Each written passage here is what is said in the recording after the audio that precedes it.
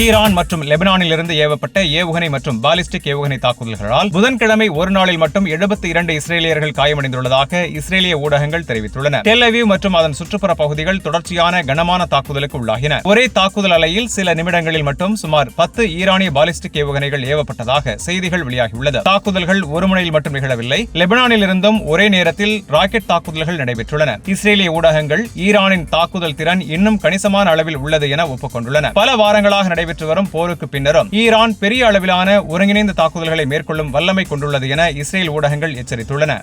Iran வெளியுறவு அமைச்சக செய்தி தொடர்பாளர் இஸ்மாயில் பகாய் தமது எக்ஸ் பதிவில் அமெரிக்க இஸ்ரேல் ஆக்கிரமிப்பு ஒரு தனிப்பட்ட கொடூர செயல் அல்ல, இது ஈரானுக்கு எதிரான முறையான மற்றும் கொடூரமான சட்டவிரோத போரின் ஒரு பகுதியாகும். கடந்த 33 நாட்களில் 600க்கும் மேற்பட்ட பள்ளிகள் மற்றும் கல்வி நிறுவனங்கள் வேண்டுமென்றே குறிவைத்து தாக்கப்பட்டுள்ளன. மினாப் நகரில் உள்ள ஷஜாரை தையிபா பள்ளி மற்றும் லெமெட் விளையாட்டு மையம் உட்பட 600க்கும் மேற்பட்ட பள்ளிகள் மீது தாக்கப்பட்டுள்ளன. இந்த தாக்குதல்களின் அளவும் தன்மையும் வழக்கமான போர்க்குற்றத்திற்கு அப்பாற்பட்டவை என்று அவர் வலியுறுத்தினார். அமெரிக்க மற்றும் இஸ்ரேல் அதிகாரிகளின் ஈரானிய மக்களின் மீதான வெளிப்படையான வெறுப்பு பேச்சுகளை கருத்தில் கொண்டு இந்த செயல்கள் இனப்படுகொலை அளவுக்கு உயர்ந்துள்ளதாக அவர் குற்றம் சாட்டினார். அமெரிக்க இஸ்ரேல் ஆக்கிரமிப்புக்கு மத்தியில் ஈரான் இஸ்லாமிய புரட்சி காவல் படை ஈரான் வான்வெளியை மீறும் எதிரி இலக்குகளுக்கு எதிராக தொடர்ந்து தற்காப்பு நடவடிக்கைகளை மேற்கொண்டு வருகிறது. சமீபத்தில் பல்வேறு ஏற்றங்களுடன் கூடிய VTOL வகை இஸ்ரேலிய ஆர்பிட்டர் ஆளில்லா விமானம் ஈரானிய படைகளால் சுட்டு வீழ்த்தப்பட்டது.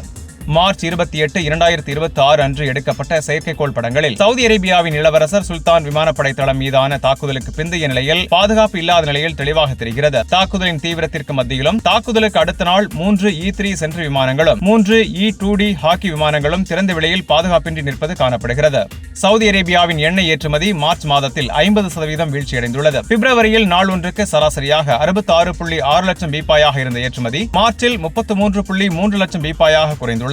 ஈரான் ஹார்மூஸ் ஜலசந்தி வழியாக டேங்கர்களை வெளியேற அனுமதிக்காததே இதற்கு காரணம். ப்ளூம்பெர்க் செய்தி நிறுவனம் தெரிவித்துள்ளதாவது, ரியாத் தனது மேற்கு கடற்கரை செங்கடல் துறைமுகங்கள் வழியாக ஏற்றுமதியை மாற்றியமைக்காவிட்டால் இந்த வீழ்ச்சி இன்னும் கடுமையாக இருந்திருக்கும் என்று எச்சரித்துள்ளது. உலக எண்ணெய் சந்தையில் பெரும் அதிர்ச்சியை ஏற்படுத்தியுள்ள இந்த நிலை ஹார்மூஸ் ஜலசந்தி மூடப்பட்டிருப்பதால் உலக எண்ணெய் ஓட்டத்தையே மாற்றியமைத்துள்ளது.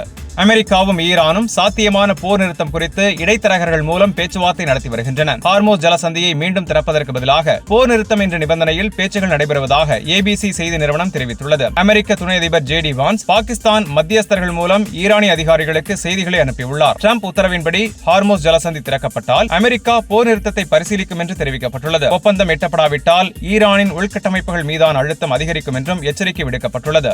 ஹார்மூஸ் ஜலசந்தியை ஈரானின் கட்டுப்பாட்டில் விட்டுவிட அமெரிக்க அதிபர் டொனால்ட் ட்ரம்ப் தயாராக இருப்பதாக வால் ஸ்ட்ரீட் ஜர்னல் தெரிவித்துள்ளது. ஜலசந்தியை மீண்டும் திறக்க முயற்சி செய்தால் போர் நீண்டு செல்லும் என்பதை உணர்ந்த ட்ரம்ப் நிர்வாகம் இப்போது ஈரானின் கடற்படை மற்றும் ஏவுகணை திறன்களுக்கு மட்டும் வரையறுக்கப்பட்ட சேதத்தை ஏற்படுத்தும் உத்தியை கடைபிடிக்கிறது. ட்ரம்ப் ஐரோப்பிய மற்றும் வளைகுடா நாடுகளை ஹார்மூஸ் ஜலசந்தியை திறக்குமாறு வேண்டுகோள் விடுத்துள்ளது குறிப்பிடத்தக்கது.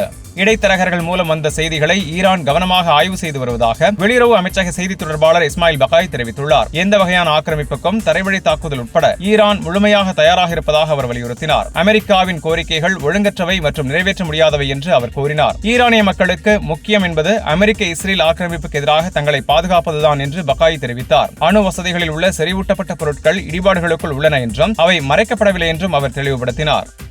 போர் குறித்து ட்ரம்பின் சிறப்பு உரையை முடித்த சிறிது நேரத்திலேயே ஈரான் இஸ்ரேல் மீது அதிக அளவிலான ஏவுகணைகளை ஏவியது. ட்ரம்ப் தனது உரையில் ஈரானின் ராணுவ திறன்கள் அனைத்தும் நசுக்கப்பட்டு விட்டதாக கூறியிருந்தார். ஆனால் அவர் உரை நிகழ்த்திக் கொண்டிருக்கும் போதே இஸ்ரேல் ராணுவம் ஈரானிய ஏவுகணைகளை அதிக அளவு கண்டறிந்ததாக அறிவித்தது. இதனால் ஈரானிய ஏவுகணைகளை தடுக்கும் வகையில் இஸ்ரேல் பாதுகாப்பு அமைப்புகள் ஏவுகணை அச்சுறுத்தலை இடைமறிக்கும் பணியில் ஈடுபட்டுள்ளதாக இஸ்ரேல் தரப்பு தெரிவித்துள்ளது.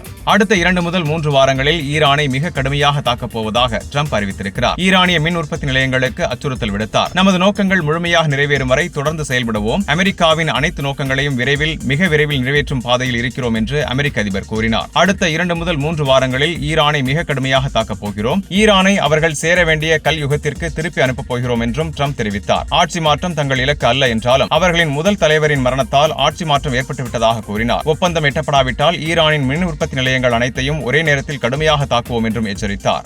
ஹார்மோஸ் நீரிணையை கைப்பற்றுமாறு பிற நாடுகளுக்கு ட்ரம்ப் வேண்டுகோள் விடுத்துள்ளார். அமெரிக்கா ஒருதலைபட்சமாக போரை தொடங்கியிருந்தாலும் ஈரானால் தடுக்கப்பட்டுள்ள ஹார்மோஸ் நீரிணையை மீட்டெடுக்கும் பொறுப்பை பிற நாடுகளின் மீது சுமத்தியுள்ளார். வளைகுடா எண்ணெயை இறக்குமதி செய்யும் நாடுகளுக்கு தைரியத்தை உருவாக்குங்கள், ஹார்மோஸ் நீரிணைக்கு சென்று அதை எடுத்துக்கொண்டு பாதுகாத்துக் கொள்ளுங்கள் என்று பிற நாடுகளுக்கு ட்ரம்ப் அறிவுறுத்தியுள்ளார். மத்திய கிழக்கு நட்பு நாடுகளுக்கு ட்ரம்ப் நன்றி தெரிவித்தார். நாம் பணியை முடிக்கும் தருவாயில் உள்ளோம், மிகவும் நெருங்கிவிட்டோம் என்று கூறிய அமெரிக்க அதிபர் மத்திய கிழக்கில் உள்ள நமது நட்பு நாடுகளான இஸ்ரேல், சவுதி அரேபியா, கத்தார், ஐக்கிய அரபு எமிரேட்ஸ் மற்றும் பஹ்ரைனுக்கு நன்றி. அவர்கள் அற்புதமாக பங்களித்துள்ளனர். அவர்களை எந்த வகையிலும் எந்த வடிவத்திலும் தோற்கடிக்க அனுமதிக்க மாட்டோம் என்று தெரிவித்தார். அமெரிக்க அதிபர் டொனால்டு ட்ரம்ப் ஆற்றிய சிறப்பு உரையில் ஈரானின் கடற்படை மற்றும் வான்படை அழிக்கப்பட்டு விட்டதாகவும் ஏவுகணை ஏவும் திறன் பெருமளவு குறைக்கப்பட்டு விட்டதாகவும் தெரிவித்தார். ஆனால் தெஹ்ரான் இன்னும் இதற்கு முன்பு இல்லாத அளவுக்கு அமெரிக்க மற்றும் இஸ்ரேல் இலக்குகள் மீது ஏவுகணைகளை ஏவி வருகிறது. மோதல் முடிந்தவுடன் ஹார்மோஸ் நீரிணை இயல்பாக திறக்கப்படும் என்று ட்ரம்ப் கூறினார். ராணுவ நோக்கங்கள் மிக விரைவில் நிறைவடையும் என்றும் அடுத்த 2 முதல் 3 வாரங்களில் அமெரிக்க ராணுவம் கடுமையாக தாக்கும் என்றும் அவர் தெரிவித்தார். இந்த கூற்றுகள் போர் தொடங்கிய முதல் வாரம் முதலே மீண்டும் மீண்டும் கூறப்பட்டு வருகின்றன. இருப்பினும் அமெரிக்க கடற்படை ஹார்மோஸ் நீரிணையை கடக்க முடியவில்லை. அமெரிக்க வான்படை விமானங்கள் ஈரான் மீது தாக்குதலுக்கு உள்ளாகின்றன. ஈரானிய ஏவுகணைகள் அமெரிக்கா மற்றும் இஸ்ரேல் தளங்கள் மீது தொடர்ந்து ஏவுகணை மழையை பொழிந்து வருகிறது. ஈரான் ஆக்கிரமிப்பு இஸ்ரேல் பகுதிகளின் மத்திய மற்றும் வடக்கு பகுதிகளை இலக்காக கொண்டு ஏவுகணை தாக்குதல் நடத்தியது. இஸ்ரேல் டெல் அவீவுக்கு கிழக்கே உள்ள பெனி பிராக் நகரில் நடந்த தாக்குதலில் 5 பேர் காயமடைந்துள்ளனர். ஒரு கொத்து வெடிமருந்து ஏவுகணை ஒரு கட்டிடத்தை நேரடியாக தாக்கியதால் கட்டிடங்கள் மற்றும் வாகனங்களுக்கு கடுமையான சேதம் ஏற்பட்டது. உள்ளூர் நீர் உள்கட்டமைப்பும் பாதிக்கப்பட்டுள்ளது. அவசரகால குழுக்கள் 11 இடங்களில் தேடுதல் வேட்டை நடத்தின. இந்த தாக்குதல் வடக்கு பாலஸ்தீனம், ஹைஃபா, கிரியோட் பகுதி மற்றும் ஆக்கிரமிக்கப்பட்ட பகுதிகளின் மைய பகுதி உள்ளிட்ட இடங்களை தாக்கியது. பெரிய சத்தங்கள் கேட்டன. ஈரான் மற்றும் ஹிஸ்புல்லாவின் ஒருங்கிணைந்த முயற்சியாக இது இருக்கலாம் என்று இஸ்ரேல் ஊடகங்கள் தெரிவித்தன. ஏமன் ஆயுதப்படைகள் இஸ்ரேல் ஆக்கிரமிக்கப்பட்ட பகுதிகளை இலக்காக கொண்டு 3வது ராணுவ நடவடிக்கையை நடத்தியுள்ளது. பிரிகேடியர் ஜெனரல் யஹ்யா சரி 3வது நடவடிக்கையை மேற்கொண்டதாக அறிவித்தார். தெற்கு ஆக்கிரமிக்கப்பட்ட பாலஸ்தீனத்தில் உள்ள முக்கிய இலக்குகளை நோக்கி பாலிஸ்டிக் ஏவுகணைகளை ஏவியதாக கூறினார். இந்த நடவடிக்கை ஈரான், ஈராக், லெபனான் மற்றும் பாலஸ்தீனத்தில் உள்ள எதிர்ப்பு முறைகளுக்கு ஆதரவாக மேற்கொள்ளப்பட்டதாகவும் மத ஒழுக்க மற்றும் மனிதநேய நோக்கத்தின் அடிப்படையில் செய்யப்பட்டதாகவும் தெரிவித்தார். ஈரான் மற்றும் ஹிஸ்புல்லாவுடன் ஒருங்கிணைந்து நடத்தப்பட்ட இந்த தாக்குதல் வெற்றிகரமாக அதன் நோக்கங்களை நிறைவேற்றியதாக ஏமன் தரப்பு அறிவித்தது.